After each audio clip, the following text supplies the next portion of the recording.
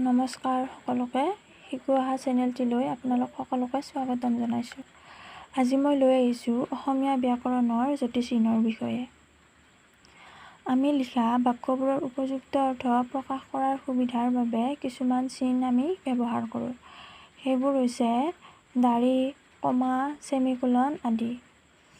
এই চিনবোৰ বাক্যৰ কোন ঠাইত ব্যৱহাৰ কৰিব লাগে আচোন এতিয়া আমি এইবোৰ জানি লওঁ।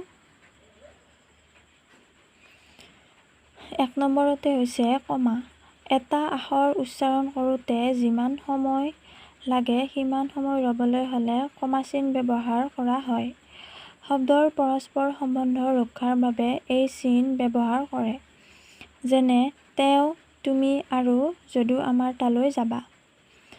2 নম্বৰ হৈছে ছেমিকোলন।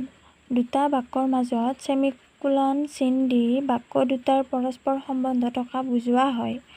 এই চিন বাক্যত থাকিলে কমাতকৈ অলপ বেছি অৰ্থাৎ দুটা সংখ্যা উচ্চাৰণ কৰা সময়খিনি ৰ'ব লাগে। যেনে হে ভগৱান, মই বিপদত পৰিছোঁ, মোক ৰক্ষা কৰা। 3 নম্বৰতে হৈছে দাঢ়ি। বাক্যটো সম্পূৰ্ণ শেষ হোৱাত দাঢ়ি চিন ব্যৱহাৰ হয়। এই চিন থাকিলে প্ৰায় দুটা আখৰ উচ্চাৰণ কৰাৰ সমান সময় ৰ'ব লাগে। যেনে আমাৰ বিদ্যালয় 9 বজাত বহে। 4 নম্বৰ হৈছে প্ৰশ্নবোধক চিন। কোনো প্ৰশ্ন কৰোঁতে বাক্যৰ শেষত যি চিন ব্যৱহাৰ হয় তাক প্ৰশ্নবোধক চিন বোলে। যেনে তোমাৰ ঘৰ ক'ত। 5 নম্বৰ হৈছে হাইফেন। সমাসৰ সমস্যমান পদ দেখুৱাওঁতে, বিপৰীত শব্দৰ যোৰা বুজাওঁতে, অনুৰূপ, অনুকাৰ আদি শব্দ বুজাওঁতে হাইফেন ব্যৱহাৰ কৰা হয়। যেনে মা-দেউতা, ঘৰ-বাৰী আদি।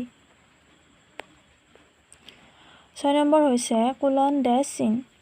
কোনো কথাৰ উদাহৰণ দিওঁতে এই চিন ব্যৱহাৰ কৰা হয়। যেনে মদে মানুহৰ বহুত অনিষ্ট কৰে। 7 নম্বৰ হৈছে বন্ধনী চিন বা চন্দ্ৰ বন্ধনী।